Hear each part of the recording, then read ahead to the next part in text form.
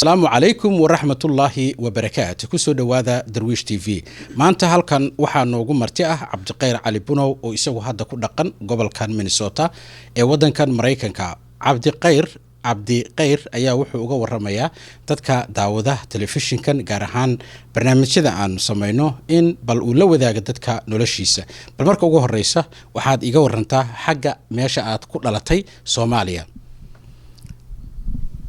Soomaaliya ni horta waxaan ku dhashay magaalo kuma dhalin miigan ku dhashay meel baadiyahan ku dhashay baadiyahan hadda magaciisa hadaan sheego dadka ma garanayaan dadka qaar ma fahmayaan laakiin baadiye meel waxaan ku dhashay oo la yiraahdo Jiira waayahay meel Jiira la yiraahdo ku dhalatay oo baadiye ah waxa laga yaabaa saa sheegtay dadka inay dhaqoon bal hadaad u tilmaamaysid xagee degmada ka tirsan tahay ama gobolkee oo xagee u dhowdaa walaal waxay ka tirsan tahay dhulkan qoqaani ay xagaas buudkeeda ka tirsantahay waayahay qoqaani iyadoo naftigeeda waxay ka tirsantahay filayaa degmada Afmadow gobolka Jubbada Hoose ayay ka tirsan tahay Cabdiqayr wuxuu nala wadaagi doonaa noloshii uu ku soo qaatay miyiga ee Soomaaliya gaar ahaan deegaan ka tirsan Afmadow dhulka Waamo iyo Jubbooyinka bal marka ugu horeysa waxaad iiga warantaa dabcan bisaad noo sheegtay baadiyaad ku dhalatay baadiya caruurnimadaadii markii aad koreysay maxaad ka xasuusataa gaar ahaan reerkiina waxaan filayaa reer miyi baad ahaydeen xoolo dhaqataad ahaydeen xoolaha aad dhaqan jirteen noocuu ahaa bal nala wadaag noloshii miyiga ama baadiya ee xilligaas walaal horta waad ku mahadsan tahay aniga runtii xoolaha aan dhaqan jirnay waxaa kamid ahaa ariga sida ariga looda dameeraha waxyaabahaas aan dhaqan jirnay laakiin anaga dameeraha ma la raaco laakiin xoolaha ariga iyo looda waa la raacaa durwaaga laga celiyaa iyo libaxa waayahay dhulkaasi waa dhul xoolaha aad ugu wanaagsan waxaad iga warantaa dhaqashada lo'da waxaad noola wadaagtaa lo'da maraad ii sheekaysay aad baad u jeceshahay magacyo kala duwan xoolaha waa u taqaanay aadna way kuugu dheeraayeen bal wax yar Soomaalida waxaad la wadaagtaa dabcan wadamadan hadda aan joogno gaar ahaan hadda gobolkan Minnesota dadkan cadaanka ee degan waa dad looleeyahay loobay inta wada haystaan bal dhaqashadii xoolaha miyiga aad markaa ku noolay baadiyaha nooga war okay wala horta waad ku maasantahay maadaama aad maartay xoolaha iyo dhaqanka waxaan soo dhaqday aad i weysay waad ku maasantahay haday ka tigo horta niyo aad baan u jeclaa loodana midabyo ay leedahay sida jiiro kale ama xaayo kale ama farqo kale ama sharo waxa la yiraahdaa neefka dhixyaal xidiga leh magacyo ay leedahay looda oo midabyo ay leedahay marka wallahi ninba wuxuu soo dhaqdo yu ku faanaa ani runtii xoolaha aan ku faano waa looda dhaqankeedana waan aqaan si loo raacana waan aqaan marka tay wax kale oo hadda macnaha maaragtay aan jeclahay looda waxaan ka ma jirto waayahay dabcan xooluhu waa laf dhabarta Soomaalida sidaan ognahay waxa laga dhoofiyaa xataa wadanka Soomaaliya waa xoolaha waxaan rabnaa barnaamijkana inaan idin dhaqanka iyo aanu muhiimiyad gaar ah siino lo'da dhowr magac baad ka xustay xoolihii aad lahaydeen magacyadooda waxa laga yaabaa dadka Soomaalida waa kala cayn ama waa kala degaan isku magacyana xoolaha ulama baxdo bal maxaad tiri nooga war qaar kamid ah magacyadii aad xoolaha ula bixi jirteen looda horta magacyo ay leedahay neefka horta markaa loodaas neef aad rabtid inaad iibsatid oo suuqa qofkii lahaa uu suuqa keeno neefkaasi qofka iibinayay oo macnaha soo gadi rabay neefka oo suuq keenay magacuu la baxnaa magacuu lahaa magacii halkaas ku iloobaya qofkii iibsaday ayaa magacii oo la baxay iyuu kabta ka qaadanaya waxaa for example kasoo qaatay waxaa qofkii neefkii waxaa oo la baxday waxaa tiraahdaa ama xaay baad saaca neefka ama midab buu leeyahay midabkiisa uu wacday ama faraga dhaday ama xaay baad dhaday xaayki kabtuu ka qaadanaya marka niyo xoolaha aad bay aqli u leeyihiin ani looda aad baan u qana magacyo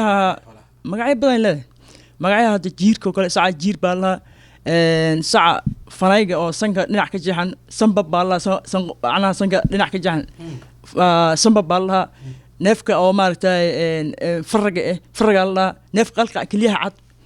bargari baa la magacyo badan baa leedahay bargeel baa la neefka kale asagana maaragtay jiir faraga isku dhex jiro waras baa la looda magacyo badan bay leedahay baagli waxa la jira oo neefka la dhahayo oo neef waxa jira baagan dhinacahan baag ku leh oo dhaban ku leh baagli baa la waxyaabo badan baa jirta looyada magacyo leedahay magacyo fiican ay leedahay marka niyo wallahi aad baan ugu xisilo maran ku noolaa dhulkaasi xoolaha Soomaalidu meelo badan oo aan arkay waa dhul aad ugu wanaagsan ku dhaqashada xoolaha gaar ahaan lo'da xagga dibiyada naftigeedana yaraantayda maraan dhulka joogay waan xasuustaa bal dhaqanka dadka waa kala duwan yihiin dibiyada magacyadooda horta dibiga magacee loo yaqaanaa dibi waa dibi horta dibi waa dibi laakiin neefkii hooyadiisa magaca hooyadiisa baa loogu yeeri magac kale ma laha magaca habartiisa loogu yeeri oo sidaa macnaha xayli oo kale yaa dibiga loogu yeeraya hadhow haddii adiga ay iibsato suuq la keeno magac baad oola bixi ama bantaa la dhehaysaa ama waxaad dhehaysaa ilaahku jiiraa dhehaysaa ama faragaa leedahay magacyaa oola bixaysaa oo maaragtay caan ah waayahay dib baan ugu noqon xoolaha lo'da gaar ahaan xoolaha geela dadka dhaqda way u heesaan xoolaha lo'da ma u heesi jirteen markaad joogto miyiga anaga ha looda horta waa loo heesaa laakiin aniga looda badi maan u heesi jirin runtii markaan ka hadlo aabahay iyo walaalihii baa xoolaha dhaqaalayn jireen oo dhaqi jireen markay dawda tagto looda loo heesa waa maqli jiray looda waxaa la dhahaa markay hoose daalan loox daamankaada daldariigna daayin eebow allow dad ma qori karo yaa looda loogu heesaa oo heeso badan bay leedahay looda ma garata waayahay waxaan rabaa bal dhaqamada kale inaan kaa weydiiyo baadiyaha ama dhulka miyiga aad ku soo kortay bal dhulka aad ku kortay baadiyaha dadka reer miyiga sida dadka reer magaalka u kala yaqaanaan tuulooyinka magaalooyinka iyo idinkuna dadka miyiga ku koraan baadiyaha u kala taqaanaan dhulka oo magacyo gooniya u kala taqaanaan oo noocyadiisa bal baadiyihii aad ku kortay magacyadiisa maxaad nala wadaagi kartaa no horta baadiyaha magacyo way leedahay oo maaragtay magacyay leedahay midda kale qof miyi degan waa GPS tan oo kale dadka baadiyaha degan waa dadka GPS telefoon lama gashaa waa GPS oo kale waa dhulku waa kala taqaantaa geedkii xalay aad seexatay kaama dhumay hadduu roob kasta uu kugu dhaco ama meel kasta aad ka dhacdid waad imanaysaa runtii niow maaragtay dadka reer magaalka iyo dadka reer miyiga isku aqlina maaha isku maskaxna maaha dadka reer miyiga dadka reer baadiyaha ka aqli badan waa because dadka reer magaalka nin canjeero cunayo oo ilaahay guri dhex fadho yaanyuur iyo ey dhex taagan kulley maaragtay iyo nin xoolo dhex taagan oo maanta dhan xoolaha libaaxa kir ku hayo waxaan umalaynaa meel waay dib aan ugu noqono waxaan ku weydiiyey magacyada tuulooyinka ama baadiyaha ayaan ku weydiiyey bal qaar ka mida nala wadaag magacyada aad taqaanid tuulooyinkii baadiyihii dhulkaas magacyada u kala taqaanid gaar ahaan meesha adigu ku kortay runtii niyo ani horta intaan soo aqliyey dee magaalo haddii aan la dhaho waxaa un maqli jiray un dhoobley iyo libo kenya iyo dhulkan ilaahay kuma meesha la yihahdo rashbula xaya meesha la yihahdo afmadow intaasun baan garanayaa iyo diif soomaali intaasun baan garanayaa wax macnaa tuule waayo baadiyaha maraan ku wareysanayay baadiyaha waxaa u kala taqtaqaanaan idinku naftigiina magacyo kala duwan waxaad ka xusuusta ma jiraan ha horta aniga kula hadlaya horta saaxib horta waxaan deganahay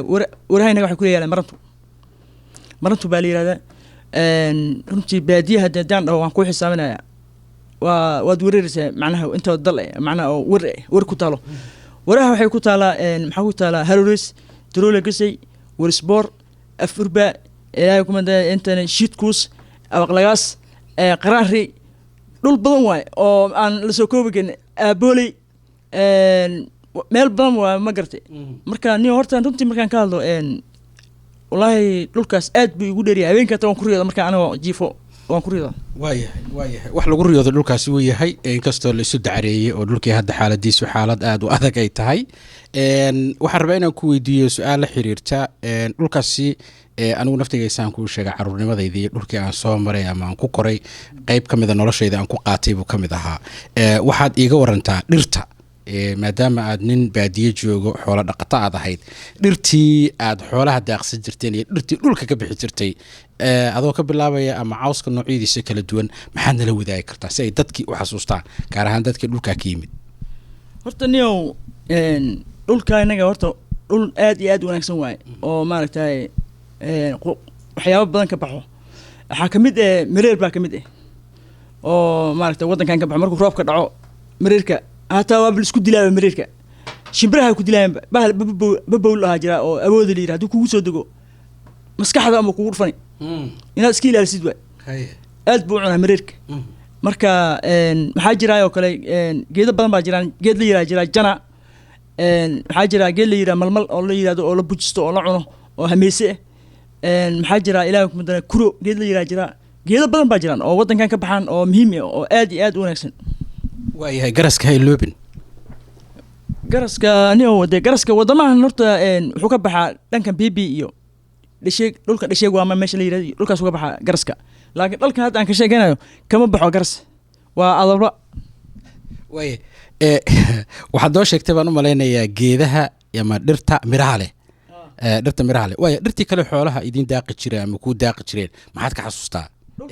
kastoo hadda lagu yiri dhul badan waa niman baa u baxay oo ka jarayba dhirtii waaweyneed gaar ahaan quracyadii oo ka dhigtay dhuxul lagu yiri shiishadda ayaa wadamada carabaha ku cabaan dhirtii noocyadeeda kala duwaneed maxaad ka xasuustaa meeshaad xoolaha ku dhaqan jirtay horta nin waad ku mahadsantahay maadaama aan dhirta horta sidaba xoolaha waxaa daaqaan looda ma daaqdo dhirta geedaha weyn waxaa daaqa ariga sida hadda maaragtay geedo badan dhaydhay geed la yiraa jira oo gabdhaha ay saar ku qaadan waxay dhahaan dhaydhay dhiil lagama qoro dhukaan dheef lagama doo dhaydhayga geed la yira qalanqal dameeraad la yirahdo geedo badan baa jiraan waxaas looda ma cunto looda waxay cuntaa coos cooskaasna waxaa la yirahdaa jarbi iyo silb muxuu ahaa jarbi iyo saydha iyo dareema waxyaaba badan hiido waxyaaba badan ku leeyahay magacyo ku leeyahay cooska marka looda markay ay hiidooda daaqayso looda way seexataa intay dhirig si fiican u daaqdo waa aragtay markuu magaalada qaadka soo dhaco macnaha dadka qaadka baarixiga iyo qaadka baarixiga ahayn kan baarixiga ma cunaan soomaalida sidaasoo kale waa cooska looda way ku suuxdaa markay aragto way xasilaysaa geed hoos baa u fariisani maanta hore saas iskugu dabareegaysaa sidii maaragtay shini baalkii gashay camal marka niyow waxyaabaha maaragtay muhiimka cooska coosasha waxaa ugu fiican oo looda maanta ay ku daaqdo ay ku dhigto waa dareemada waa inaba caadi maaha iyo coos la yiraa jira xumbise la yirahdo oo laga sameeyey heeryada laga sameeya hararka oo macnaha duful waxaa la yirahdaa waxaa aqalaha la saato reer baadiyaha waaye meel fiican baad marinaysaa dabcan waxaan ka sheekeynaynaa nolosha reer miyiga ee dadka ku nool dhulka waamaha oo cabdiqayr cabdi buunow uu ku soo noolaaday cabdiqayr oo ah nin dhalinyaro ah kaftan badan dadkuna aada u jecel yihiin aadna ugu qabweyn dhaqanka meesha uu kusoo koray aniga naftigeegana aan ku talinayno qofka inuu dhaqankiisa iyo hidiya dhaqankiisa ku weynaado waan rajeynaya maalmaha ka mid inaan meesha ku kulanno oo aan anagoo fadhino qurac hoostiisa aan isku wareysano ameelkaas naftigiisa waa u tegi doonaa haddii lahayd aqalkii baad tagtay aqal soomaali dadka galbeedka waqooyiga magacyo badan bay u yaqaanaan aqalka soomaaliga waxaa dhex yaala maxaad ka xasuusataa aqal soomaaligii gaar ahaan adiga guriga aad ku soo kortay maxaa la yidhaahdaa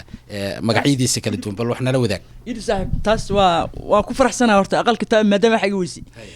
runtii aqalkaniyo saaxiib waxaa waaye aqalka horta heeriya yaa aqalka la saaraa waxyaaba badan buu leeyahay udbaha marka guriga markay siisoo la qaqaaminayo waa udbaha lasoo guraa udbaha waa la dubaa waa la dhisaa udbaha markii la dubo waa la aslaa asal waxaa la yidhahdaa xagar baa lasoo geed la yidhahdo xagarkaas waa la hoolayaa xagarkii baa biyaa lagu shubayaa way gududinayaan ninba sacni uu leeyahay asalkii udbihii baa lagu aslaya marka udbihii waa la gududinayaa udbihii udbihii ismooga dadka taa heesta ku qaado waay marka udbihii waa la aslaya udbaha marka magacyo ka leeyihin xakab iyo waxaa lakala dhahaa iyo udub dhexe udub dhexaha waa udub yar oo dhexda ku jiro xakabkana waa midka aqalka dhan haayaba oo tiirka lagu agaaldiyo guriga tiirkiis xakab baa la yidhaha xakab baa la yidhaha waa markii maaragtay la guuraayo oorta la rarayo dhinacyaha labada dhinac ka haayo oorta marka waa lasoo qulucinaya xargaa lagu soo qulucinaya lugaha udbaha kor baa dabada loo aadinaya waaba aqalka dhanaa oo guuraayba udbihii wixii lagu degayba sooma aad garan marka niyo horta aqalka wuxuu leeyahay wax la yidhaha burgol waxaa lahaa maqaar waay waa maqaarka xoolaha oo kala nooce oo loo bixiyey kala nooc loo bixiyey برجول باليرة برجول كاس يو مقارت الوصيح حلا لو مقعي مقارت الوصيح حلا لو مقعي كله طن يو حالك الله يا أربوسة أربوسة وحوا مقارت وين أضيق وصيح حلا إسلامتي أي كوباشا يعني waayahay waa maqaarka aad loo waxaan u malaynaa xagaajiyey waxuu la mid yahay sariirta kaasaa dhama barada joodaga waayahay bal wax yar waxaad nooga sheekaysaa haddaad xasuusatid aqalkii aqal dhismeedka kolley hadda uma gelayno laakiin sariirtan aad sheegtay aad tiraa odayga reerka iyo islaanta ku seexda iyadoo haraggaas ma harag si caadiya loo hagaajiyeba haa waa harag aad iyo aad loo hagaajiye waa harag maqaarkaas waa la taagayaa neefka markii laga saaro waa la taagayaa waa la taagayaa waxaa markii la taago banaanka lagu taago geedaha dhacay lagu suriyaa waa la taagaya qoraxda ku angegaysa marka si farsamaysan yaa maaragtay maqaarta macnaha loo hagaajinaya waa la hoolayaa dad baa u jooga u hoolaya markaasaa maqaartii waa la isku laabayaa oo sidii macnaha saasaa la iskugu laabayaa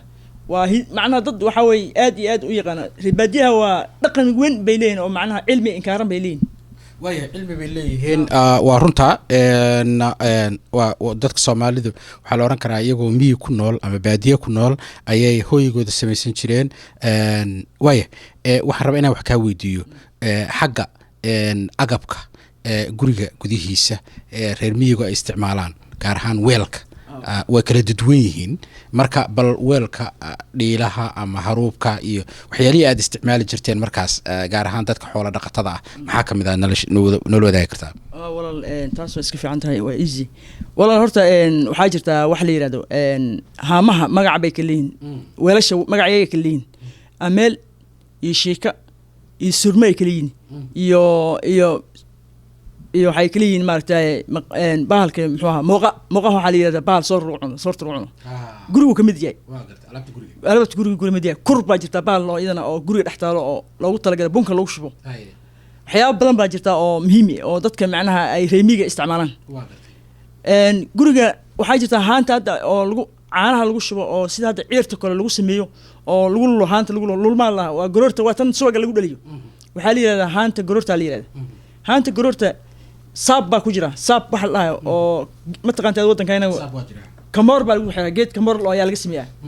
hararka looda xoolaha yaa intii xarig camal loo tacaalo yaa naagaha ay ku sameeyaan kadib ahaantii la gelina sidaas ay kululahay marka oo maaragtay haanta ma jibayso hadday dhulku dhacdaa ma jibayso waa safety waayahay bal marka waxaan ka sheekeynaynaa noloshii miyiga dhaqankii miyiga ama dhulkii ay kusoo kortay ee baadiyaha gaar ahaan meeshaan ka sheekeynayno waa waamo waxaan u malaynayaa dad badan qaamuuska afka Soomaaliga ee waamo in loo baahan doono ereyo badan oo hadda adiga ka maqlay kuwaan hore u maqlay ma aha dooda dambe waxaan ka iman doonaa su'aalo badan adaana dib u sharxi doontid baan u malaynayaa inta aanan u gudbin dhaqanka caanaha kalbaay caanaha dadka lagu sooro iyo qaabka suuriyada ee dadka maxaad la wadaagi kartaa markuu qof martiya oo aad loo sharfayo uu reerka u yimaado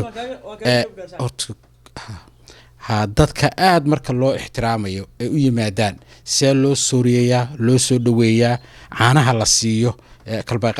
kalbal wax nooga waran iyo qaabka dadka loo suuriyo cuntooyinka lagu marti qaado dadka yimaada ee ehelka horta ninba si waaye dad baa waxay ka helaan kalbada dadna waxay ka helaan raashinka runtii kalbada waxaa weeye caano xargagan waay caano la xargaji waay sida hadda maaragtay way sameeyeen gaaladan hadda waddankan Mareykan joogaan hadda waxaan xunaa raanjiga ay dhahayaan maxaa laga sameeyey caano xoolo unbaa laga soo sameeyey soo ma waa kalbaaga waxaa weeye caano la fadhiisi waay oo la mayaciyey mayac mataqaad horta mayac waxaa weeye caanaha marka ay isbedelaan oo fadhaan aan maaragtay ay noqdeen bur iyo biyo ay noqdaan sidaas oo kale waa la yidhahdaa kalbaa baa la yidhahdaa kalbadaas xurbin baa loo soo qaataa xurbin loo samaystaa jira bahal xurbin loo oo geed ninkii reerka u weynaa oo reerka lahaa yaa wuxuu dhiganayaa guriga hortiisa maqaar gogoluu dhiganayaa gogashaa markuu dhigto wuxuu iskugu yeerayaa dadkii meesha joogay uu iskugu yeerayaa haweenkii uu qabay iyo gabdhihii oo gashaantiyaal oo gacmaha bir ugu jiraan oo xishoodka aad milaysan karin markay ka horumaadaanba ay inay rabto gaal inay u socoto ay rabto horba aan u soconin xishood dartiis gabdhaha mareebay markaa wax soo gabdhihii hore way xishoon jireen iimaan bay lahaan waxaan hadda xishood ma jira meeshan hadda nin iyo naag la kala gasayn way taa waa ka hadli doonaa waa hawshii kale marka niyo horta kalbaada waa la soo qaadaya odagaa loo keenaya xurbintuu soo qaadaya xurbintaa loo keenaya xurbin bahal waxaa waye geed oo la qoray oo 4 raqab leh oo si wanaagsan loo hagaaji xurbintii la dhexgelinayaa dhiishi waa la xurbinaya marka gacanta lagu xurbinaya markaas waxay noqonaysaa kaale arag sokoraa lagu daraa adiga in rubac la sokora lagu shubo sokorta marka lagu shubo dhegtaa hadii lagu majiray barada kama boqosi barada waa gartay okay dhegtaa hadii lagu jiray marti ma u baahna waa raashin aad qasiiso marti nin walba waxa loogu shubaa aragtay ameel baa loogu shubaa caanaha si cabayaan dhag nin walba daacis halka orjiisanaya geedka siis waa gartay waa yahay bal waxaan rabaa inaan dadka wax ka weydiiyo dhaqanka reer waamoodka maadaama aad xustay gabdhaha waxaa jirta dhaqamo dadka qaarkood ay aad ula yaabaan oo qaabka ragga ula dhaqmaan dumarka bal gabadha yar dhulkaa ku dhalatay marka hore korriimaadkeeda qaabka lagu soo koriyo bal wax yar nala wadaag ku dhalata dhulkaas yare baadiyaha ku dhalata horta niyo gabadha horta gabar guriga joogaysa ma laha hadday maaragtay marba ay soo kuusato gabadha 7 jir iyo eri bilaab iyo raacma bilaabi raacma lagu bilaabi arigaas ay maanta la soo raacaysaa iyadoo feeriqaawan oo hal mara qabto gareys qabto oo maradan hadda waa mara garxirsan ma aha mara oo maaragtay dirac ma aha waa mara garxirsan laga yaabaa inay gorgor hoos ku qabin gabadha ay maaragtay kabihii ambiraad iyo maradaas ay isla qabtaa maanta dhan duurkaas ay dhex wareegaysa timina waa u dabin waa foodleeyar foodleey waxa la gabadha aan tabrigelina Allah foodleey la marka gabadhaas kale waxa way markay soo rafaad ay weynaato oo gishaanta ay noqoto yaa laga yaabaa in xoolaha laga reebo oo gurgaar ay gaarto oo naas ay keento oo maartay ay tabar gasho yaa markaas xoolaha laga reebo leeyahay maanta gabadhanayda maartay xoolo loo badhiibi karo waxa loo dhiibayaa dhaanka dameeraha ay dhaaminaysaa cidda biyo u dhaaminaysaa waayahay gabadha inanta bal qaabka guurka bal nooga waran tusaale ahaan adigu maanta haddaad dabcday inaad guursatid oo aad gabadha hadda ka sheekeynaya reerkooda aad doontid ama rabtid ama jeclaatid qaabka aad u doonaysid ama iyada nafteeda aad ula sheekaysanaysid qaabka hadda Mareykanka la isu shukaansaday waa ka duwan yahay malaynayaa bal nooga warantaa horta niyo arrinta ay weysay waa arrin fiican laakiin dadkii hore gabdhaha horta ma shukaansan jirin labada aabba isu tagi jirin aabbaha waraysanaysa aalada aabba in gabadhaas aan jeclahay gabadhaas ayaan rabaa inay doonto gabadha waan jeclahay meel aabba gabadhaas aan rabaa inaan guursado aalada aabbaha wuu ku fahmayaa inaan nin tabargar aad tahay oo maaragtay qayngaar inaad tahay uu ogyahay marka aabbayaalka siday u kala fiican yihiin waa aabbayaal qaar waxaa jirta ilmahooda aan u ogolan xoolaha ka baxay u ogolan xoolaha uu ka jecel yahay marka dad waxaa jira oo maaragtay gabadha markii wiilka labada aabba isu tagayaan gabadhaadi waxaa laga yaabaa inaa film ba aad ka arkin ba gabadha aad aragto kor iyo socoto aad aragtid ilmay laadahay ma ghost bay laadahay waxba kama ogtid soo gar waxaan umaleynaya cidna goosaada iska fiirisa gabar guur markaad doonaysana waxaan umaleynaya hadduusan shil kaga dhicin badanaa ma ayan goosa dhacsan waayahay waxaan rabay marka inaan gabadhii waad arkootay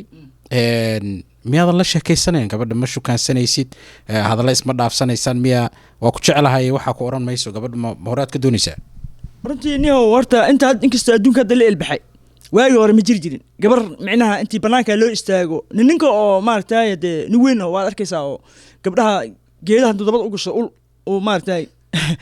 maaragtay meesha uu ku leeyahay walaalay waan ku jeclahay jiib u qaaday uu jiibinay uu leeyahay casir baa calgaday galay dhibay cidina caweysi dheer uu ku hayo waa arkaysaa maaragtay iida isku ogin oo maaragtay waqti maaragtay ay ku wada qadanayaan meesha waad arkaysaa qaar waxaa arkaysaa aabahood iyo hooyada maaragtay ay u doonaan aabaha ay u doonaan labada aabba ay soo hadlayaan oo leeyihiin aabbo labada canugda way isqayngaareen intay falax ma samaynayaan aan isku darno waaya gabadhii marka waa gabadhii aabaheed iyo aabaha baa wada hadlay maxaa ma la isdhaafsiistaa dhaqan ahaan dadka qaarkood miyiga geel baa la isiiyaa ari la isma siiyaan filayaa dhaqanka waamo maxaa gabadha markii reerka aad ka doonaysid aad siinaysaa aabaheed iyo reerkii horta niyo dadka isku dhaqan maaha dadka reewamaha hadda degaa dhankan hadda Soomaaliya qooqaan iyo dhulkaasi baadiyahan joogo horta niyo dadka isku mid maaha dadna geel bay leeyihiin dadna geel malaha loo bay leeyihin dadka looda le horta 4 neef oo qaalmaa laga bixiyaa gabadha 4 neef oo loo aad bixin oo yarad afartka neef oo yaradka ninka odayga aad gacanta gelinaysa gabadhii uu ku aroosaya balaa cilaan laan iyo cilaan aan qabin habeenkaas iyadoo abu waa xalqa inay bil hal mar ay qabaysto iyadoo geesaha ka murugsan bal waxaan rabaa marka inaan ku weydiiyo gabadha marka waxaa tiri 4 neef oo loo laga bixiyaa 4 neef waaya guurka iyo ciyaaraha hidiya dhaqanka ee dadkaas habeenka farxadda leh ee guurka maxaad ka xasuusataa gaar ahaan heesaha laga qaado goobtaas iyo ciyaaraha hidiya dhaqameedka dadkaas ay leeyihiin maxaana la wadaagi kartaa horta aniga dhalinyaraan iska maadaama aan saarka ciyaar jiri laakiin saarka ma aad ma ciyaar jirin laakiin waan ciyaar jiri runtii gabdhaha saarka way qaadi jireen gabdhaha aqalka guriga waa la fuulaa guriga oo arooska waa la fuulaa guriga meel fogna waa lagu dhisaa guriga xaafadda sodogtaada gurigeeda agtiisa kuma dhisaysid waa ceeb duurka shishaada yaa loogu dhisaa gabadha oo la geyni waa la oodi guriga kabtaasaa guriga marka arooska waa la fuulaa guriga intii afka ka fuushidaa dabada dambe ka degi 4 jeer guriga haddaad intaad fuusho guriga hadduu dumo guriga gabar lagu mooyne waaba dhaqanka waaya marka gurigaasi waxaa la hubinayaa inuu yahay guri adag oo uusan ahayn guri dabacsan ama jilicsan marka yaa dhisay gurigaas oo la tijaabinayaa inay u dhiseen reerkaasi guri adag waxaa dhisayaan gabadha reerkooda hadduu gurigaas uu dumo oo guriga uu dumo meesha arooska waa finish saasuu ku burbura guriga waayahay ninkii gabadhii waa la siiyey reeraha muddo badan soo hayay kuma aanan weydiin waa ogahay gabar walba miyiga ku kortaa nolol adag bay ku kortaa rag iyo dumarba wiilasha naftigooda iyo foodleyda gabdhahaba waa la garaacaa wadaba gabadhii reer bay yeelatay waama waxaa lagu xantaa dadkeedu inay dhaqan gooniya leeyihiin oo gabdhaha ay ku adag yihiin oo ninku leeyahay gabadha hadduusanba garaacinba nin uma aha maxaa arrintaa ka jira maxaad nala wadaagi kartaa ninba ragga qaar baa aqile qaar baa nacse ragga isku mid maaha rag baad doqon oo dabaal waxba aan ka siin oo naagooda tubaankay ku dilaan aniga hadda kahor waxaan arkay nin naagtiisa tubaanka ku furay tubaanka waa uu ku furay uu tubaankadii xalay aad meesha dhigtay intay dhigtay tubaankadii uu ku dili uuna ku dalaaq soo subaxdaas la raray aan arkay oo taagna waaya laakiin dhaqan ahaan ma jira miya dhaqan ah dumarku inay raggu gabadha marka aad guursatid ay tahay dhaqamada adduunku xataa waa kala duwan sida hindida oo kale mar haddii gabadha ninkaa la siiyo reerkaa la siiyo qoyskii ay ka dhalatay faraha ay uga qaadaan ama raggu uu aad ugu gacan qaado oo haddana dhaqanka ah meesha ma jirta arrintaas way jirtaa barada waayo ninkaas reerkaas gabadhaas markii ninka reerka uu ka soo guursado ninka hadduu gabadha uu dilo ay cararto aabeed u tagto aabi uu soo garaacay gabadhi gurigu ku soo celin markii aabeed uu soo garaaco dib dambe uma aadayso reerkooda ama kabtaasay ku cimri dhamaysanaysaa dilkaas u adkaysanaysaa bal dib aan kugu yeedho celiya heesaha raggu uu u qaado gabdhaha gaar ahaan ciyaaraha hidiya dhaqanka ayaan rabaa inaan wax badan kaa weydiiyo su-aashani ciyaaraha hidaha iyo dhaqanka la ciyaaro iyo heesihii laga qaadi jiray qaar ka mida maxaa la xasuustaa dhaqanka reewaamaha laga isticmaalo waxaa ka mid a layiri bahalka la yiraahdo ciyaarta saarka ninka bururaya bal wax yar nala wadaag horta niyow horta saarka siisaba gabadha ay ninka jeceshay gabar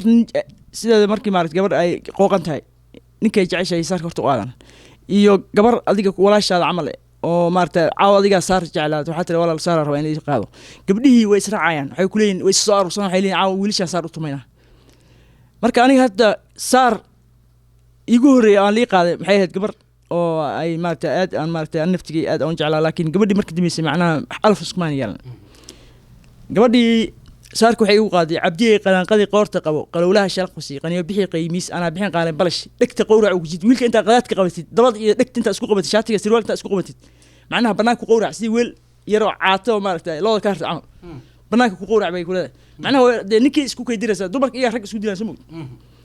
marka waxay leedahay walaal qalaanqadii qoorta qabo qalowlaha shalqasi qaniyo bixii qaymiis anaa bixin qaaleen balash dhegta qowrac ugu jid معنيه نيكي كله نيكي كله معناها نيكن قمامايو انت قورتي يا مدح انت قبتت bilaabaha kuu xiran qadaadka kala saar ku macnaha qowrac dhegti dhiig u dar macnaha banaan ku tur asagoo mid waay maxaa kaloo ka xasuustaa waxyaaba badan baa ka xasuustaa saarka micnaha dee dad hadda inkastoo hadda aan hilmaamay waddankan aan joogno waqtiyo fog ay nagu dumaysay waxyaabihii aan iska xasuusan lahayn saarar badan waa jiraan barada oo la qaado oo gabdhaha ay qaadi jireen sida hadda maaragtay ay gabdhaha ay dhahan baroode gabar baa u badan oo hal bayiban banaanka gabar baroode gabar baa u badan hal gabar oo bayiban banaanka markay marays bidhaantee la daawanay baroode wiil baa u badan hal wiil oo bayiban banaanka markuu marayo bidhaantii la daawanay tinta ay tahay bulan qadid afka uu yahay bul madow markii buul gabadha way iscaynaya markaas gabadha kale ay ku jeedaa oo araajada markii buul la suro ku tan markii buul aroos la suro bakeeriga xalalin karin ku tan baroonan bac ahaan midda macnaha araajada oo marada diifskiga haliso dambaska aan ka kicina dhuseeda badan mar dhusee waxa leeyahay dhusee horta mataqada uska gabadha dhusee mataqada dhusee wasaqda miya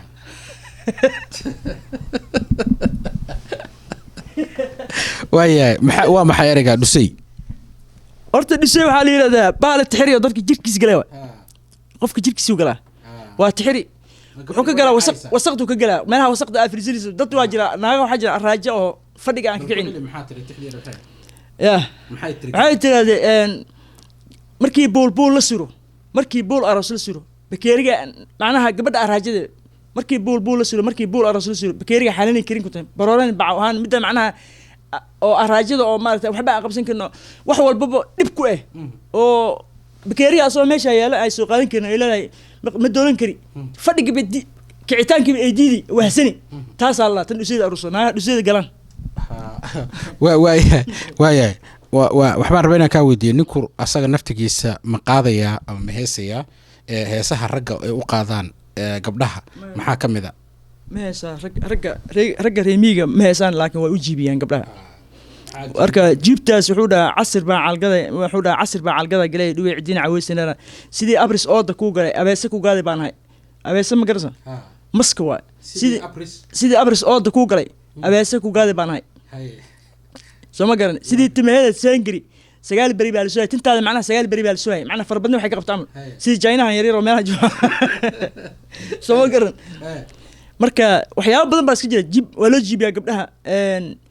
maaragtay sida uu jiibiyaa gabadha maaragtay uu jiibinayaa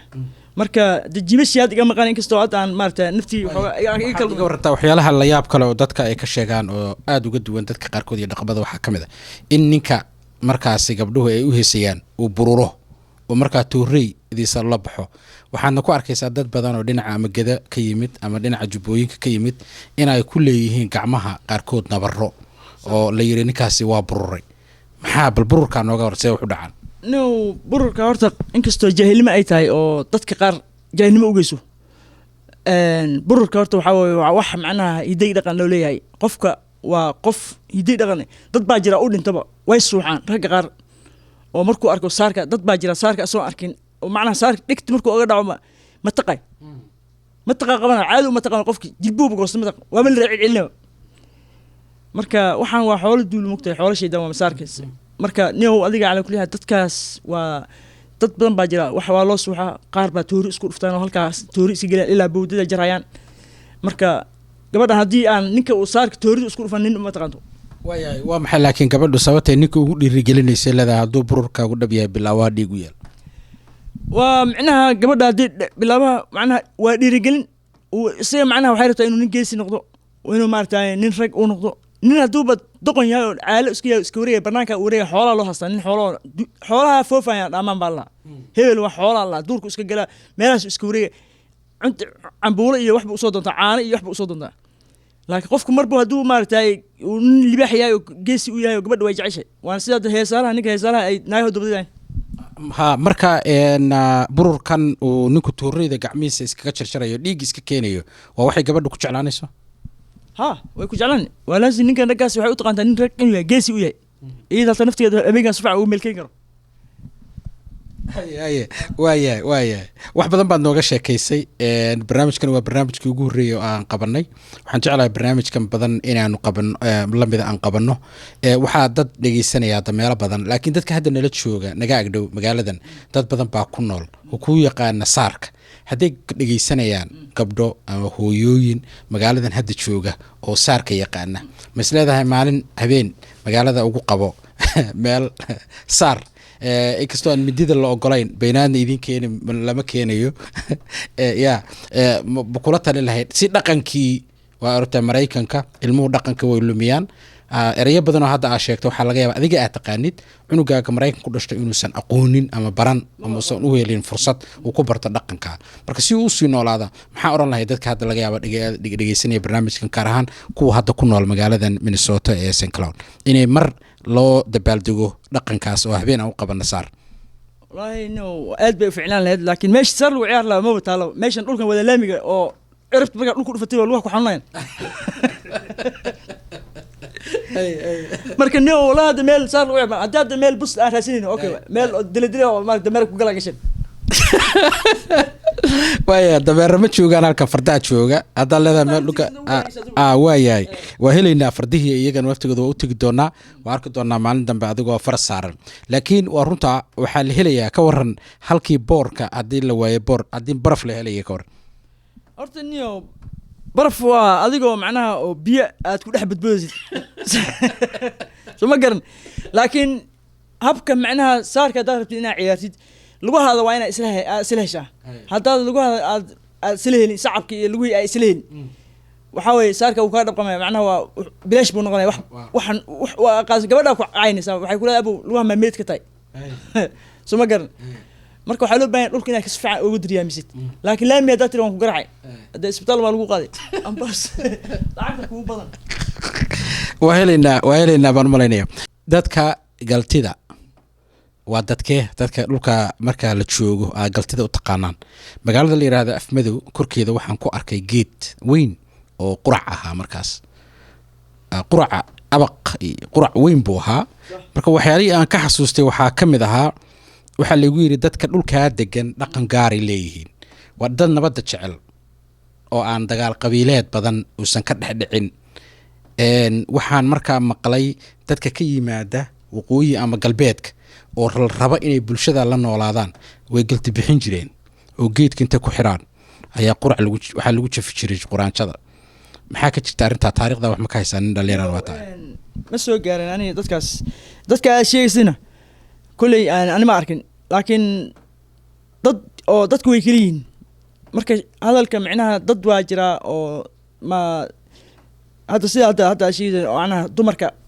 oo la qabo dadka reer baadiyaha ay qabaan dumarka hore hadda way dhamaan dumarka hore ma nool wax nool ma jire waa la soo garaaci jiro oo maaragtay geed dhuriyaa lagu carin jiro oo ilaahay kuma dana waa dhib baa loo samari jiray kabaa lagu rari jiray kabaha dhoobadana lagu soo rari jiray sida hadda marka gabadha aroos ay gasho kale sheekooyinka ay maad weydiin laakiin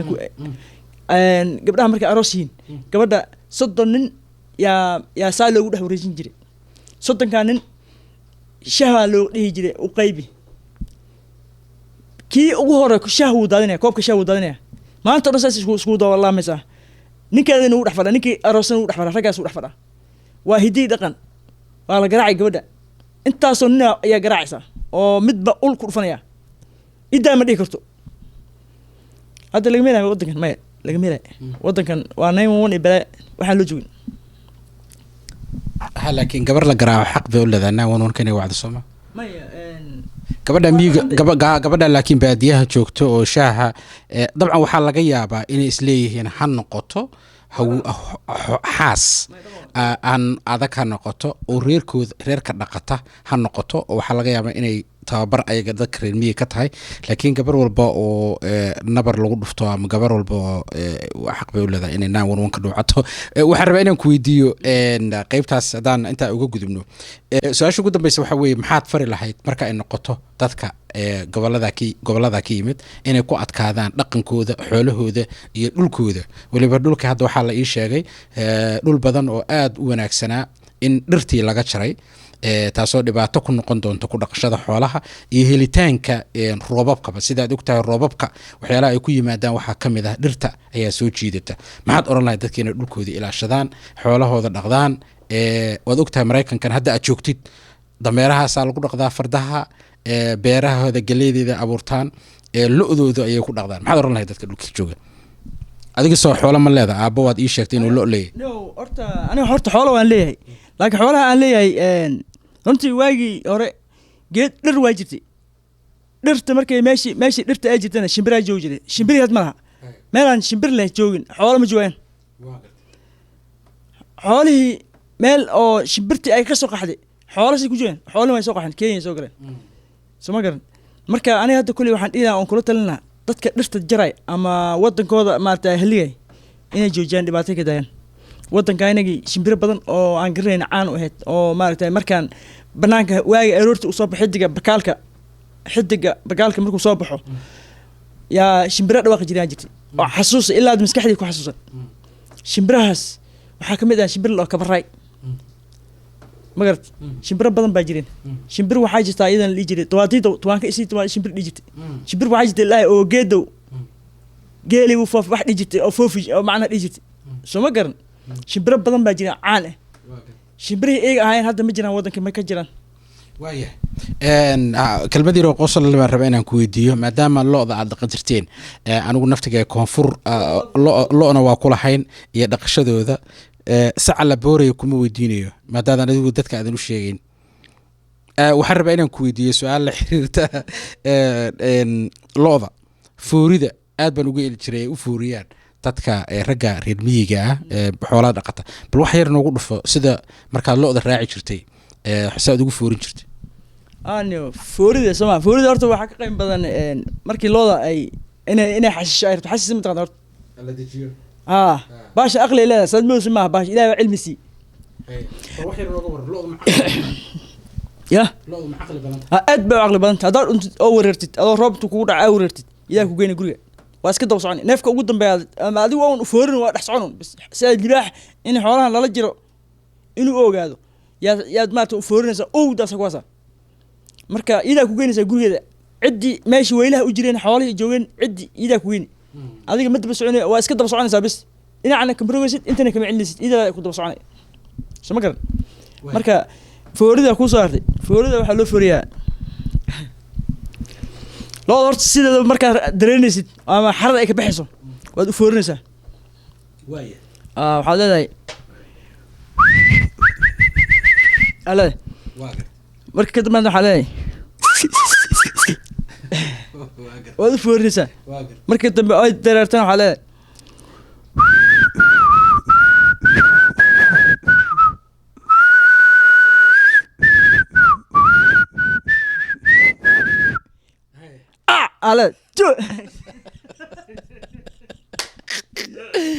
waayahay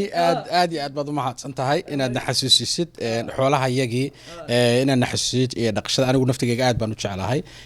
waana lahaan jirnay xaqiiqdii xoolo noocyo kala duwan oo lo-da ay ka mid tahay waana xoolo aad u wanaagsan oo aad ugu dhaqma dhulkan koonfurta ee cawska iyo biyaha leh maadaama ay cawska iyo biyaha ay ku noosha biyaha ay cawska ay ku nooshahay waana runtiisa waa xoolo aad u qurux badan u caana iyo nololna dadka marka waanu ku dhiirigelinaya ummadda Soomaaliyeed inay dhaqdaan xoolahooda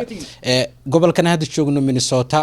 dadka cadaanka ee magaalada hareeradeeda degan oo dhan xoolaha kaliya ay guryaha ku haystaan waa xoolaha lo-da ah oo ay dhaqdaan waxaan maleynayaa ma jiro reer Soomaaliya oo magaaladan hadda ku dhaqan oo aan maalin walba caana aan cabin waliba caanahaas ayaan ahayn caana xoolaad caanaha xoolahana waaba qaaliba lababa helaba marka inay mujtamaca ku tahay aad baan kaaga mahad celinayaa inaad barnaamijkaas aad nala wadaagtay hidaha iyo dhaqanka dadka gaar ahaan qaybta uu isaga kusoo noolaad oo ka mid ahayd deegaanka Afmadow Qooqaani iyo magaalooyin kale oo sheegay xaqiiqdiina maraan dhulka anigu naftigay yaraanteedii aan safarro ku tagay waa dhul aad u qurux badan aan ku arkay dad 500 oo lo ah ku haysta ama ku dhaqanay waana dhul aad u qurux badan buu ahaa aad iyo aad baad u mahadsantahay aad baan kaaga mahad celinayaa Cabdiqayr aad marna waxaan qaban doonaa hadii ilaahay idmo saar magaalada St Cloud haddii ilaahay idmiciyo ciyaaraheedii dhaqanka annagaa isku dubaridi doona dadka reer Sankaloon kolley horta hal jeer aan rabaa inaan ka hadlo maadaama aan nin dhalinyaro aan ahay oo weligiis aan barnaamijka noocan oo kale aan soo qabanin laakiin waxaan ku faraxsanahay inaan macaaw aan meeshan aan soo fadhiisto anigoo ah magacayga la yiraahdo Kabaxaay number 2 oo Sankaloon ku nool dad badan aan leeyahay maanta asxaab badan aan leeyahay oo magaalada taageersan meel walba adduunka ay ka joogaan kan baadiyaha joogo iyo kan magaalada joogo meel kasta adduunka dacaladiis marka ku soo dhawaada insha Allah